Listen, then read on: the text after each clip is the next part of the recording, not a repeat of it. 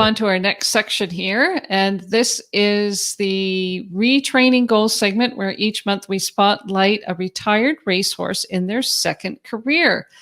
And this is the Retired Racehorse Project. And this segment is sponsored by the Retired Racehorse Project. This week, we welcome Kaitlin and her new baby, Checkered, 2017 Bay Thoroughbred Gelding. I love the advertisement of him. It was said, gelding, check, chrome, check, big, check, teddy bear, check. It checked off all the boxes. And take a look at this. How is that for horse flesh? So how did you come across this horse? Well, I do social media marketing for, I'm the COO now of Grand Slam Social, which is a social media marketing agency that we specialize in the equestrian and horse racing industry specifically. And I had decided that when I was finally able to financially afford, and it made sense to get my first horse as an adult, that I wanted it to be an off-the-track thoroughbred because of the value you can get, and that you can get a beautiful horse with a great temperament. I grew up in Texas and not anywhere near the racetrack. And so I certainly believed in the, the stigma that surrounds ex-racehorses or thoroughbreds in general, just that they're extremely hot and difficult to handle. But I knew from working in the industry and being around horses, being in the barns, being on the backside, hanging out with the stallions at Windstar Farm, that was not the case. Every horse is unique. Every horse has their own personality. You just have to find that right horse. So when the opportunity arose and I finally had a place to keep a horse and I felt comfortable financially, I knew that I wanted to go through new Vocations. I grew up in South Texas, and this was my heart horse this was not the horse that my dad had traded a boat for. We paid $1,500 for him. And at the time, I thought this horse, that was super expensive. We bought him as a barrel horse, as you can see. Well, it turns out he was purebred Arabian. So we ended up qualifying and competing at Arabian Youth Nationals in showmanship, which is the picture on the far left. And it's funny because Charles has some similarities. I was going to ask you that. I said, look at this. This is a bay with similar markings. Did your barrel horse, did he have socks too? Yes, his name was Hoodal. He had white. Yeah, he had a little white in the front and back, not quite as much chrome as Charles has, but yes, he was wonderful. So that was after, I was born into a completely non-horsey family. But I think like one of my first words was probably horse. And I was just determined to do anything to be near them. So when I was about 8 years old, I went and found a job at a place called Ponyland, which was a local kind of like petting zoo pony ride place. And I worked there every single weekend for 2 years. And my dad finally said, okay, I guess this horse thing is like not going away. Yeah, she's not going to grow out of it. So when he happened to have a friend who had a horse in a pasture, he was like a 5-year-old Appaloosa. And the friend said, well, I'll take your boat. The boat didn't even work. and we got the horse and the trailer and the saddle, and that was the start of it. It's a pretty good deal. Awesome. So this is the new Vocations video. Mm-hmm. And this is his registered name is Checkered, and you call him Charles. Yes, I call him Charles because I was in Charlestown, West Virginia, when I put the deposit down on him. I was with a dear friend and my co-founder of one of them of Grand Slam Social, Molly McGill, and I was in between two horses really, and I showed her this, and she said, "You have to get this horse. You have to buy this horse. He's got a lot of presence. This horse, doesn't he?" He does. Yes. He is a sweetheart. He is an absolute sweetheart, but he, as my boyfriend likes to say, has a very high opinion of himself. Oh.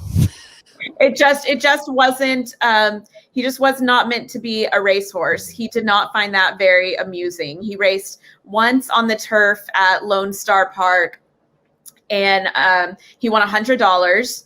He cost $65,000 at the Kaitlin September sale. Originally, he was actually hip 1321, which, if you know much about the Kaitlin September sale, they go from 1 to 5,000 usually. So he was pretty high up in the sale. So they thought he was going to run, but that did not suit him. This was the first time I ever sat on him. And what was going through your mind? I was. Were you breathing? Happy. Yes, I was happy. I was relieved. Honestly, I was a little bit in shock because I just felt he had been, I believe this was actually on October 31st, because I was getting ready to leave for Breeders' Cup in Lexington for a week. And I was like, I want to ride. I want to have a first ride. I got him on September 11th of last year. So he'd been there for quite a while before I ever sat on him. And I just remember thinking, this feels very natural. He looks like he's ready to go on their saddle. Yes. Awesome. He has been on the buckle from the beginning. Excellent. Yes. So Elizabeth, does this bring back any memories for you? Absolutely. I'm just admiring. I mean, he's such a beauty, but I just love how relaxed he looks. You absolutely look like there's that connection there. And to think that that's your first ride, I love it. Yes. It's great. Yes. Like I said, I was a bit in awe. I was trying not to let my emotions overwhelm me, obviously, while I was on the horse. But I was thinking, and it makes me emotional, or makes me emotional a bit to see that now, because of all of the ups and downs that we've been through since then. But going back to that initial thinking, this is something special. So you're saying ups and downs. So what was so great about it, and what was the down part of it? And I bought him for the purpose of retraining him to be a hunter. That's what I enjoy doing now in my later or my earlier adult amateur years. So I bought him off that video. I had never seen him free jump. So for the first couple of months, we didn't ride. He just got settled in. And then our assistant trainer started working with him. He would not lunge. He can be very headstrong when he wants to. So he would not lunge. It took 2 people to get him to lunge. And then he went through, just some your normal training things. He would kick out at the leg, and that's still kind of one of his go-to moves when he gets upset. But there were there was a period of time, really up until 2 months ago, that I didn't even know if he could jump.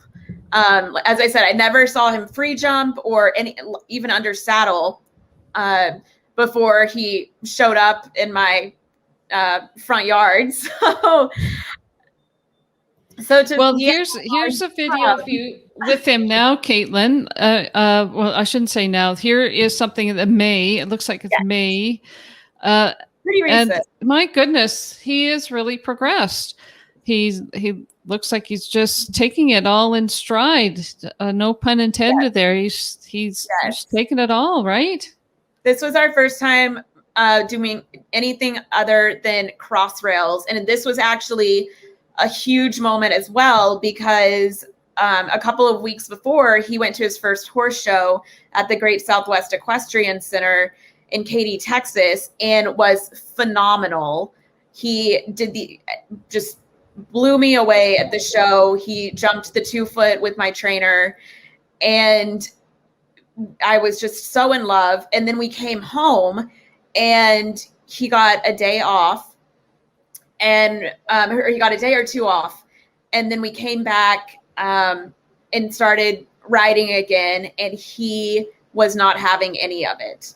He was back to stopping, like, so and I thought, oh my gosh, I don't know, but what have I done? What have I done? Yes. But I suggested, I've always had him on stomach medicines, but I suggested, I was going to say, it sounded kind of like ulcer stuff to me. Yeah. I said, like, let's do the omeprazole. Let's just go for it. And so that has really helped. And then a bit of it is, he thinks he's something special, and he doesn't, it's funny because everybody says, get a thoroughbred because they want to please people, and they want to, be so great for you. And he's a little entitled. My initials are KC, and his initials are KC. It's on all of our tack and saddle pads, and that stands for King Charles. Because he kind of thinks that we're here to serve him sometimes. Okay, so is this the horse show you were talking about? This is my trainer, Adrian Gamboa Ford, and that is his first time ever in the ring. I mean, he's taking it all like a pro. He has natural lead changes. I mean, and we were watching this and we were just laughing at how often he changes his leads. Yes, how on often the straight line to the jumps. On the diagonal, he gets excited. But hey, I would rather have those easy lead changes at this point than no lead changes or sticky lead changes. And we were also laughing at how he jumps everything. I mean, these are 2 feet, and he's jumping at like they're at least 2.3, 2.6, and it's so funny because when we started jumping and we were doing cross rails, I mean, he was just not impressed. No. So he likes those flowers, I guess. Yes. He would just go right through the cross rails. Some of them just need a little more height to actually pay attention, Mm-hmm. And the flowers too, right? Yeah. Yeah. Oh, there's got his tongue out. Oh, and then now my internet. Okay. That is so much fun. Yes. He's really a beauty. Very much so.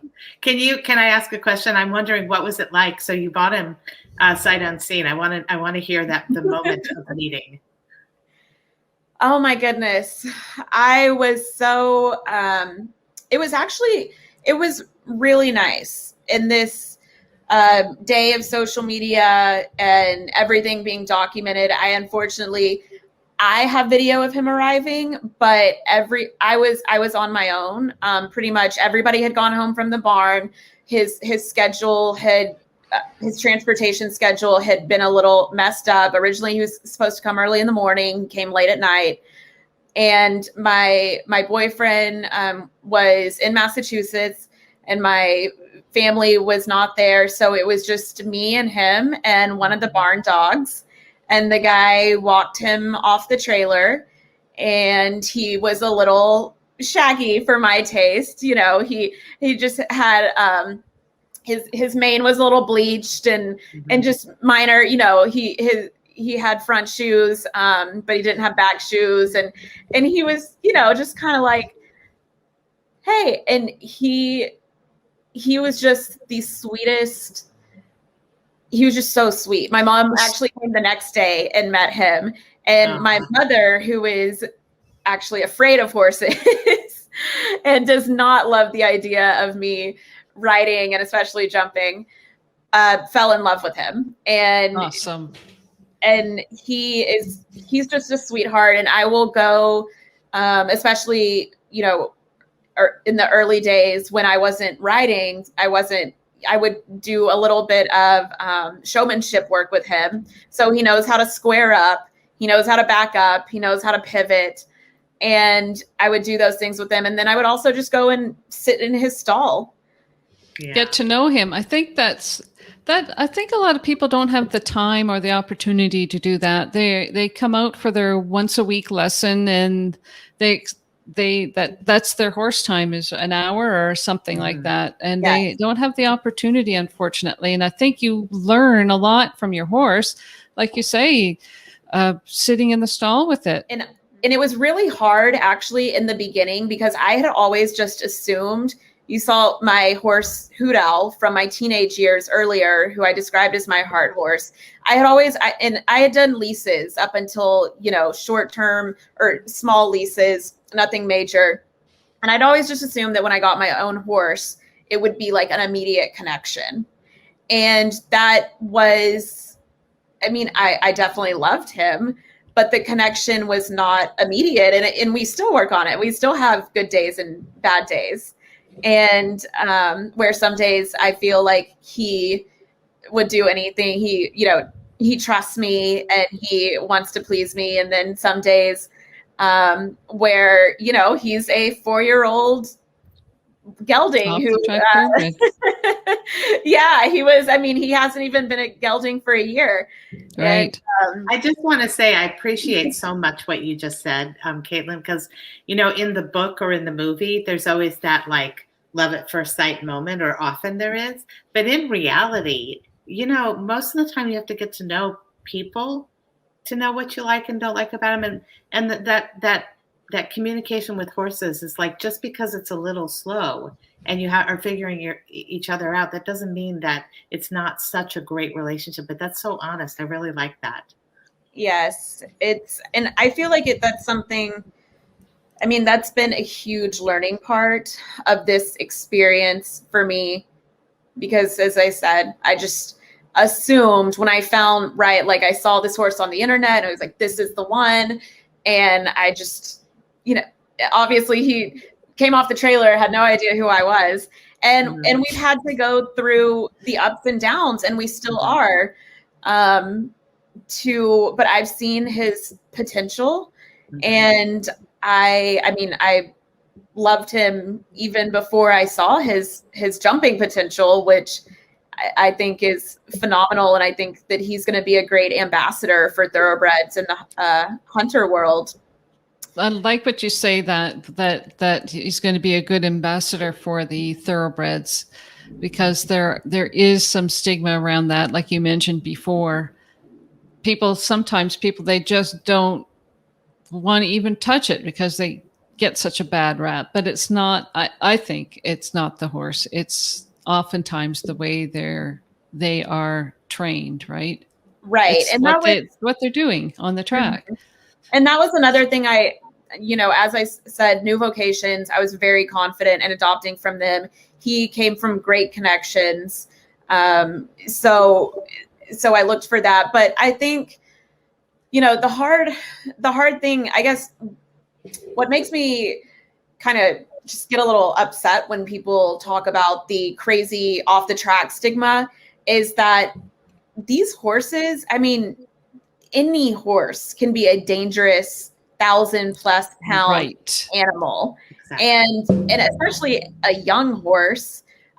Or it could be, horses are fiery if they're in good health up until they're in their 20s. So there's never, I don't know why it's, no, I would never advise, somebody getting a 3-year-old off the track or 5-year-old off the track and starting it without a trainer. I'm so fortunate that my trainer she is like the female horse whisperer. It's amazing. The things that I'm always in awe of her. And when I see her ride and how she problem solves with the horses and on the horses.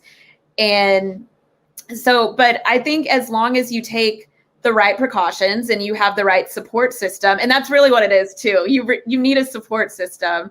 I've spent many nights crying to my boyfriend, saying this was all a mistake. Well, thank you so much for sharing all that information with us, Kaitlin. It's so wonderful to hear you talk about those things. And now, Kaitlin, you are going to a horse show this week. Mm-hmm.